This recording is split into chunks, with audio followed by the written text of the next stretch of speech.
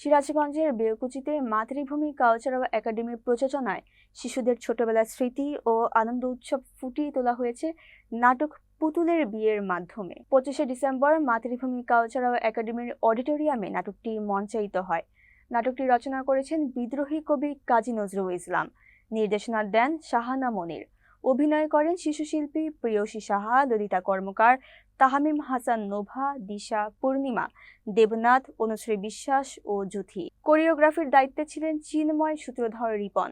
নাটকের মূল প্রতিপাদ্য শিশুদের পুতুল খেলা ও সেই সময়ের নির্ভার আনন্দের স্মৃতি, যেখানে জাতি, ধর্ম বা সামাজিক ভেদাভেদ ছিল না। আমন্ত্রিত অতিথিদের মধ্যে ছিলেন বেলকুচি সরকারি কলেজের অধ্যক্ষ Mohammad Mustafizur Rahman, Khaja Yunus Ali laboratory school and কলেজের প্রধান শিক্ষক উম্মে হানি মলি, দৌলতপুর ডিগ্রি কলেজের সহকারী অধ্যাপক আনোয়ার হোসেন, শেফালি পারভিন, সুব্রত পাল, আব্দুল বাতেন ও মুসা হাশেম। নাটক শেষে অধ্যক্ষ মুস্তাফিজুর রহমান বলেন, নাটক হলো সমাজের দর্পণ।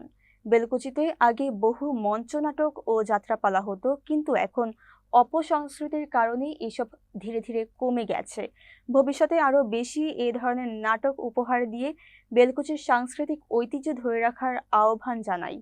নাটকের সার্বিক তত্ত্বাবধানে ছিলেন মাতৃভূমি কালচারাল একাডেমির পরিচালক মোহাম্মদ নাজমুল হাসান। এই নাটকটা আসলে এটার একটা কনসেপ্ট কাজী নজরুল রচনা।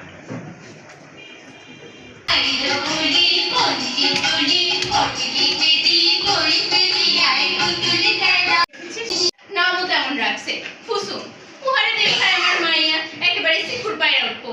তা টুলি আপন মেরে দেয় না কেন?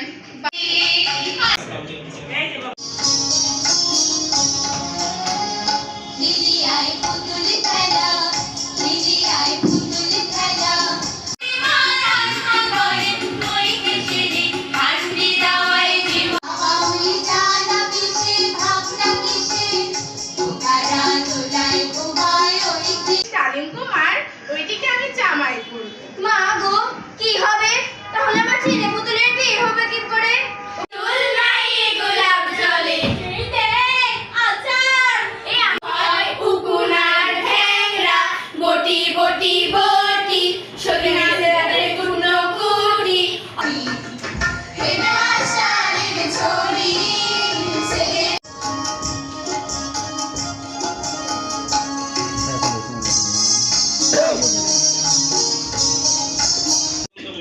যাত্রাপালার মধ্যে কিন্তু সামাজিক যে বিষয়গুলা সেগুলা কিন্তু ফুটে উঠছে। এই নাটকটা আসলে এটার একটা কনসেপ্ট কাজী নজরুল রচনা।